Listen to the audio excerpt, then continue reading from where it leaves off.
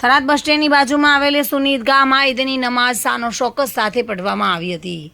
સવારે 9 વાગે સુન્ની ઈદગાહમાં ઈદની નમાઝ મૌલાના યુસુફના હસ્તકે પઢવામાં આવી હતી, જેમાં સુન્ની જુમ્મા મસ્જિદના ઇમામ યુસુફ સાહેબે થરા ઈદગાહમાં નમાઝ કરાવી હતી। ઈદના દિવસે યુસુફ મૌલાના સાહેબે હિન્દુ મુસ્લિમ ભાઈઓને શુભકામનાઓ પાઠવી હતી। ઈદના દિવસે ઈદગાહમાં થરાદના પૂર્વ ધારાસભ્ય ગુલામસિંહ રાજપૂત, થરાદ માર્કેટ યાર્ડના ચેરમેન શૈલેષભાઈ પટેલ, નગરપાલિકાના પૂર્વ પ્રમુખ પથુસિંહ રાજપૂત, નગરપાલિકાના પૂર્વ ઉપપ્રમુખ રમેશભાઈ રાજપૂત, પ્રતાપસિંહ રાજપૂત સહિતના આગેવાનો ઈદની નમાઝ બાદ મુસ્લિમ ભાઈઓને શુભકામનાઓ પાઠવી હતી, જેમાં યુસુફ મૌલાનાએ આગેવાનોને સાલ ઉઢાડીને સન્માન કર્યું હતું।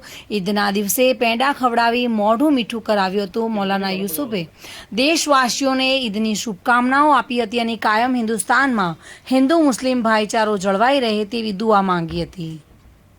ઈદના દિવસે મુસ્લિમ સમાજના પ્રમુખ હાજીભાઈ પઠાણે ઈદની હિન્દુ અને મુસ્લિમ ભાઈઓને શુભકામનાઓ આપી હતી અને થરાદમાં હિન્દુ મુસ્લિમ ભાઈઓને જો ભાઈચારો જળવાઈ રહે તે જ રીતે કાયમ ભાઈચારો જળવાઈ રહે તેવી એકતા જળવાઈ રહે તેવી દુઆઓ પણ કરી હતી।